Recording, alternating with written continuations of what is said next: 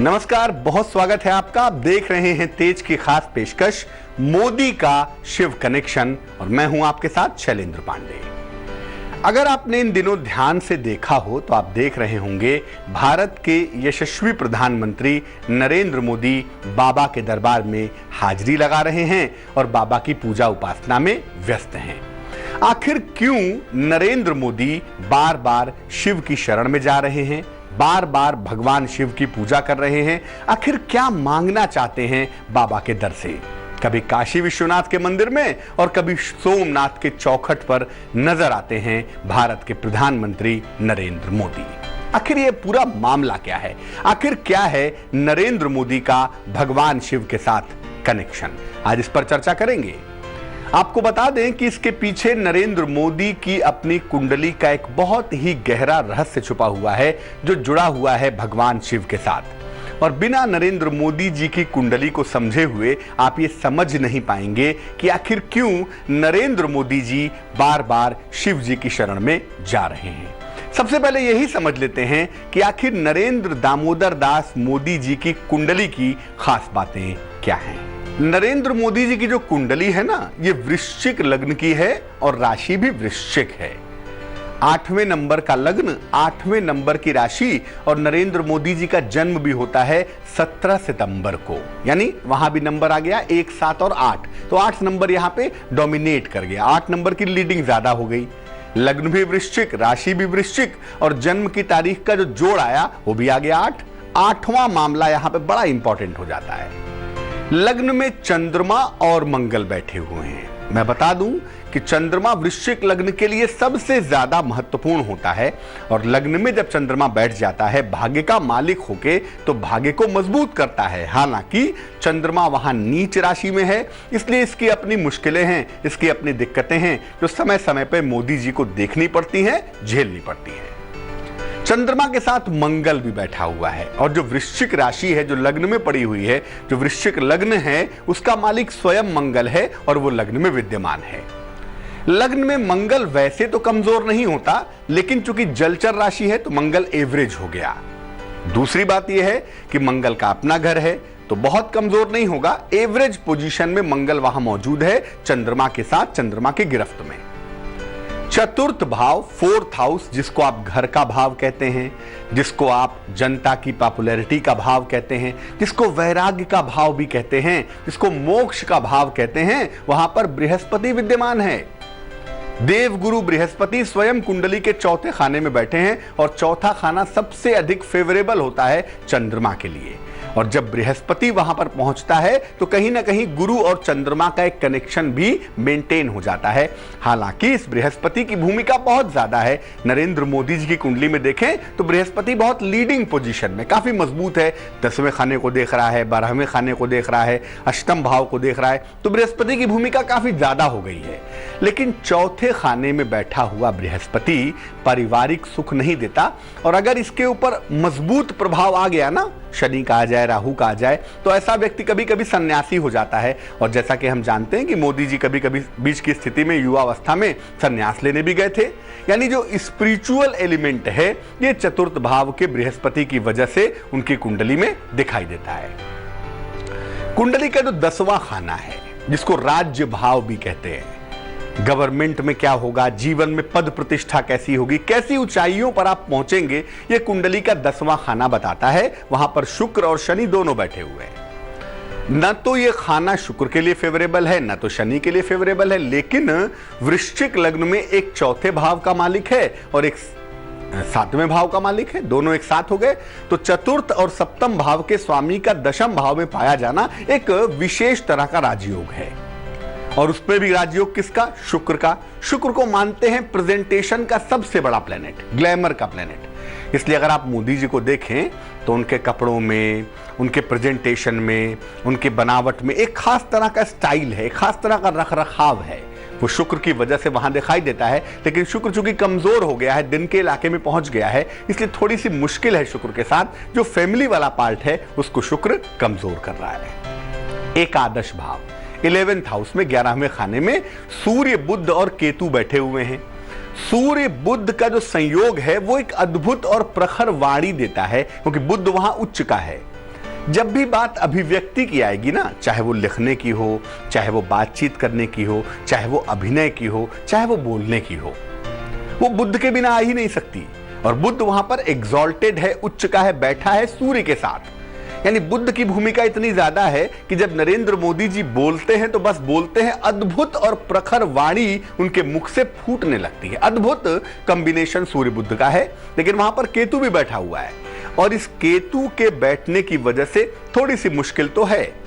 और केतु के बैठने की वजह से अक्सर उनके द्वारा दिए गए बयानों को लोग लंबे समय तक इन्होंने ऐसा बोल दिया, उन्होंने वैसा बोल दिया, तमाम बातें कहते रहते हैं। हालांकि नरेंद्र मोदी जी जब बोलते हैं तो उस बोलने में एक स्टाइल है, एक बहुत सधी हुई वाणी बोलते हैं और लोगों को अपने जवाब से निरुत्तर कर देते हैं, जवाब देने लायक नहीं छोड़ते। ये ताकत जो है उनको 11th हाउस के मरकरी और सूर्य से मिल रही है। अगर हम देखें तो ज्यादातर जो ग्रह है ना वो दिन के इलाके में है। लग्न दिन का ही समय है, एकादश भाव दिन का समय, दशम में ये सारे ग्रहों का जो कॉम्बिनेशन है ना वो ज्यादातर दिन के इलाके में है। इसीलिए कुंडली में फायर बहुत ज्यादा है, फायर की मात्रा ज्यादा है और फायर ये कहता है कि चीजें आसानी से नहीं मिलेंगी।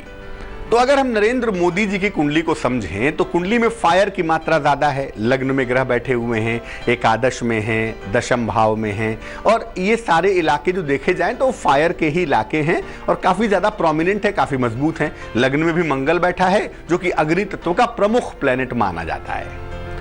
लेकिन फायर जब ज्यादा होता है कुंडली में तो संघर्ष की मात्रा ज्यादा होती है। इसीलिए आप देखें, चाहे वो गुजरात के मुख्यमंत्री बनने का सवाल हो या भारतवर्ष के प्रधानमंत्री बनने का सवाल हो, इतनी आसानी से कुर्सी नहीं मिली उनको। उसके लिए भी बड़ा विरोध हुआ, ऐसा हो जाएगा, वैसा हो जाएगा, तमाम बातें उनके सामने आई और बहुत घनघोर विरोध के बावजूद इस फायर एलिमेंट की वजह से विरोध अगर हुआ तो बृहस्पति की वजह से उन्हें उच्च पद भी मिला और बड़ी कुर्सी भी पा गए। गुजरात के मजबूत मुख्यमंत्री बने रहे और बाद में भारत के प्रधानमंत्री फिलहाल वर्तमान में आप देख पा रहे हैं उनको। तो ये तो उनकी कुंडली की खास बातें हैं। आखिर इस कुंडली में ऐसा क्या है जो भगवान शिव से जुड़ा हुआ है? ये सवाल आपके मन में जरूर आ रहा होगा। अब ये भी समझिए, इस आपके सवाल का जवाब यहीं पर है कि कुंडली की समस्याएं क्या हैं, कुंडली की प्रॉब्लम क्या है।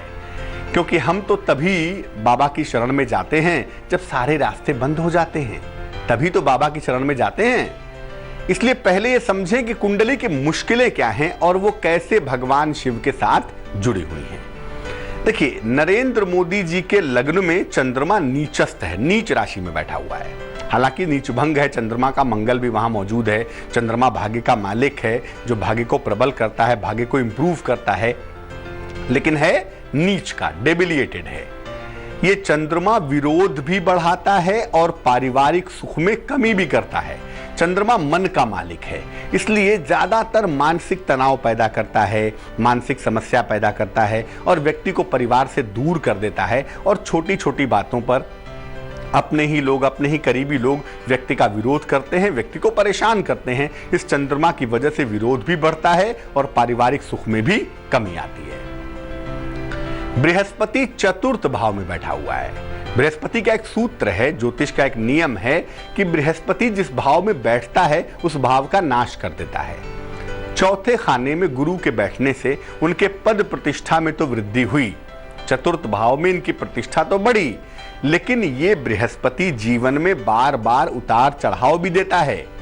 एक बार प्रचंड बहुमत पाकर देश के प्रधानमंत्री बनते हैं नरेंद्र मोदी जी, और एक बार बिहार के चुनाव में, जिस चुनाव से बड़ी उम्मीदें थी नरेंद्र मोदी जी को, उस चुनाव में हार का सामना भी करना पड़ता है। तो कहीं ना कहीं ये चतुर्थ भाव का बृहस्पति बार बार उतार चढ़ाव देता है, बार बार मुश्किलें पैदा करता है।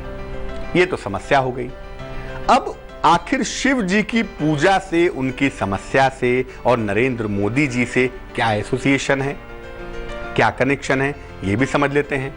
देखिए, मोदी जी की कुंडली में बृहस्पति जो है वो काफी प्रभावशाली है, काफी लीड करता है। मैंने पहले भी बताया कि कुंडली के चौथे खाने में बैठा है, दशम को देख रहा है और चंद्रमा के साथ गजकेसरी योग में पड़ा हुआ है, तो काफी प्रभावशाली है बृहस्पति। और ज्योतिष कहता है कि कुंडली में अगर बृहस्पति मजबूत हो तो व्यक्ति शिव जी का भक्त होता है, अगर बुध मजबूत हो तो व्यक्ति विष्णु भगवान या उनके अवतारों का भक्त होता है, मंगल मजबूत हो तो व्यक्ति देवी का भक्त होता है। लेकिन अगर बृहस्पति मजबूत हो जाए तो व्यक्ति भगवान शिव का भक्त होता है, ऐसा देखा गया है। और बृहस्पति जो कि लीड कर रहा है, इसलिए नरेंद्र मोदी जी का झुकाव भगवान शिव की तरफ होना बड़ा स्वाभाविक है। हम पहले की बातें याद करें तो काशी विश्वनाथ के मंदिर में मोदी जी गए, मोदी जी सोमनाथ के मंदिर में गए, मोदी जी पशुपतिनाथ भी जा चुके हैं भगवान शिव के दर्शन करने के लिए। तो जो शिव वाला पार्ट है ना, जो शिव भक्ति का पार्ट है, वो काफी ज्यादा दिखाई देता है क्योंकि बृहस्पति काफी ज्यादा मजबूत है। चंद्रमा नीच राशि में है, पहले भी आपको बताया कि चंद्रमा वृश्चिक में बैठा है, उनकी राशि वृश्चिक है, चंद्रमा नीच राशि में है और इनके लिए समय समय पर यह चंद्रमा समस्याएं देता रहता है। और याद रखिए, चंद्रमा को अगर कंट्रोल करने की बात आ जाए, बात यह आ जाए कि चंद्रमा को ठीक कैसे किया जाए, क्या उपाय किया जाए, तो उसका उपाय सिर्फ दुनिया में एक ही है, भगवान शिव की पूजा करना। चंद्रमा को सिवाय शिव जी के कोई नियंत्रित नहीं कर सकता। और इसीलिए मोदी जी जब शिव जी की पूजा करते हैं तो कुंडली का चंद्रमा बैलेंस हो जाता है। बृहस्पति की वजह से एक तरफ तो शिव की भक्ति उनके अंदर आई गई है और दूसरा चंद्रमा नीच का होने के बावजूद भी उन्हें परेशान नहीं करता, क्योंकि वो बार बार शिव जी की शरण में जाते हैं और सामान्य जगहों पे नहीं जाते। जाते कहां हैं? ज्योतिर्लिंगों में, काशी विश्वनाथ। और कहां जाते हैं? सोमनाथ। सोमनाथ का मंदिर स्वयं चंद्रमा का ही बनाया हुआ मंदिर है और मानते हैं कि चंद्रमा संबंधी कैसी भी समस्या हो, कैसी भी दिक्कत हो, अगर आप सोमनाथ में जाते हैं, शिव जी की पूजा उपासना करते हैं, तो कुंडली में जो चंद्रमा की समस्या है, चंद्रमा की जो दिक्कतें हैं, वो निश्चित रूप से दूर हो जाती हैं। इसीलिए हमेशा इस बात को याद रखिए कि अगर कुंडली में चंद्रमा खराब है तो शिव जी की पूजा करनी होगी। और नरेंद्र मोदी जी इसीलिए शिव जी की निरंतर पूजा करते हैं और उन जगहों पर, उन ज्योतिर्लिंगों पर जाते हैं जहां जाकर कुंडली के सारे दोष नष्ट हो जाते हैं। विशेषकर चंद्रमा की जो समस्या है उनके जीवन में, उनके पार्ट पर, क्योंकि चंद्रमा कमजोर हो तो माता का सुख नहीं मिलता, लेकिन है शिव भक्त, इसीलिए चंद्रमा नियंत्रित रहता है और ईश्वर की कृपा से उनकी माता की आयु भी लंबी है, ईश्वर उन्हें दीर्घायु करे। लेकिन चंद्रमा वाले पार्ट को ठीक करने के लिए ही, चंद्रमा की समस्याओं से निपटने के लिए ही वो बार बार कभी काशी विश्वनाथ जाते हैं, कभी सोमनाथ जाते हैं, कभी पशुपतिनाथ जाते हैं, क्योंकि उनको पता है कि बिना शिव की शरण में गए हुए न तो कुंडली के दोष दूर होंगे और न ही ये चंद्रमा की समस्या सॉल्व हो पाएगी। इस समय इनकी महादशा भी चंद्रमा की है और 5 राज्यों में चुनाव का समय भी चल रहा है। और चंद्रमा की महादशा में शनि की अंतरदशा, प्रत्यंतर दशा पुनः चंद्रमा की है। और चंद्रमा चूंकि नीचस्थ है, इसलिए ऐसा न हो कि परिणाम उल्टे हो जाएं, परिणाम बुरे हो जाएं, जो एक्सपेक्ट किया जा रहा है उसमें कुछ गड़बड़ियां हो जाएं। इसलिए भी इस समय भगवान शिव की शरण में जाना बड़ा जरूरी है, ताकि चंद्रमा की वजह से ऐसा न हो कि परिणाम खराब हो जाएं, परिणाम बिगड़ जाएं। चंद्रमा को साधने का समय है। जब तक वोट का समय था, जब तक प्रचार का समय था, पुरुषार्थ का समय था, पुरुषार्थ किया, रैलियां की, लोगों को संबोधित किया, मेहनत की। और जब बात अपने हाथ से ऊपर चली गई, जब बात ग्रहों नक्षत्रों तक पहुंच गई कि ग्रहों नक्षत्रों को कैसे साधा जाए, कैसे ट्यून किया जाए, तो दरबार सिर्फ एक है, देवाधिदेव महादेव का। और फिलहाल मोदी जी महादेव के दरबार में जाकर ये प्रार्थना कर रहे हैं कि जो चंद्रमा की स्थिति कुंडली में खराब है, जो इस समय परिणाम बिगाड़ सकती है, परिणामों में गड़बड़ कर सकती है, वो सुधर जाए, वो बैलेंस हो जाए। और इस समय जो वो शिव जी की पूजा कर रहे हैं, या इस समय जो शिव जी की पूजा करेंगे, उससे उनको बड़े सारे फायदे होंगे। जैसे एक तो स्वास्थ्य का फायदा होगा, क्योंकि चंद्र में शनि की दशा है, शनि कुंडली के 10वें खाने में, लग्न में चंद्रमा, तो ऐसा ना हो कि चंद्रमा शनि में राइन नहीं है, कोई पैरालिटिकल प्रॉब्लम हो जाए, कोई न्यूरो की दिक्कत हो जाए, या कोई राजनीतिक बड़ी समस्या पैदा हो जाए। तो राजनीतिक समस्या पैदा ना हो, स्वास्थ्य की समस्या पैदा ना हो, इसलिए इस समय शिव जी की पूजा बेहद जरूरी है, चंद्रमा को साधने के लिए भी और जीवन को बेहतर करने के लिए भी। और चुनाव के समय में चूंकि सारा परिणाम उनकी कुंडली का चंद्रमा ही कंट्रोल कर रहा है, इस समय चंद्रमा को ठीक रखना बहुत जरूरी है। इसीलिए नरेंद्र मोदी जी कभी काशी विश्वनाथ जाते हैं, कभी सोमनाथ जाते हैं, और यकीन मानिए उनके इस कदम से, उनकी इस प्रार्थना से, उनकी इस पूजा से निसंदेह फायदा होगा। जो भी हम परिणाम देख पाएंगे उसमें चंद्रमा का अच्छा होना बड़ा जरूरी रहने वाला है, और इसी को समझते हुए वो बार बार भगवान शिव की शरण में जा रहे हैं। तो नरेंद्र मोदी जी का शिव कनेक्शन दो बातों पर निर्भर करता है। पहला यह कि बृहस्पति लीड करता है, इसलिए शिव भक्ति उनके अंदर है, उसको आप बदल नहीं सकते। जब बृहस्पति लीड करेगा तो आप शिव की पूजा करेंगे ही करेंगे। और दूसरी बात यह है कि कुंडली की समस्या की जड़ चंद्रमा है, बार बार प्रॉब्लम्स पैदा करता है, इसलिए चंद्रमा को नियंत्रित करने के लिए भी उनको शिव जी की शरण में जाना पड़ता है और इसीलिए बार बार वो शिव जी की शरण में जाते हैं। यही है नरेंद्र मोदी जी का शिव कनेक्शन। तो तेज की इस खास पेशकश में फिलहाल बस इतना ही। मुझे दीजिए इजाजत। देश और दुनिया की तमाम खबरों के लिए देखते रहिए तेज। नमस्कार।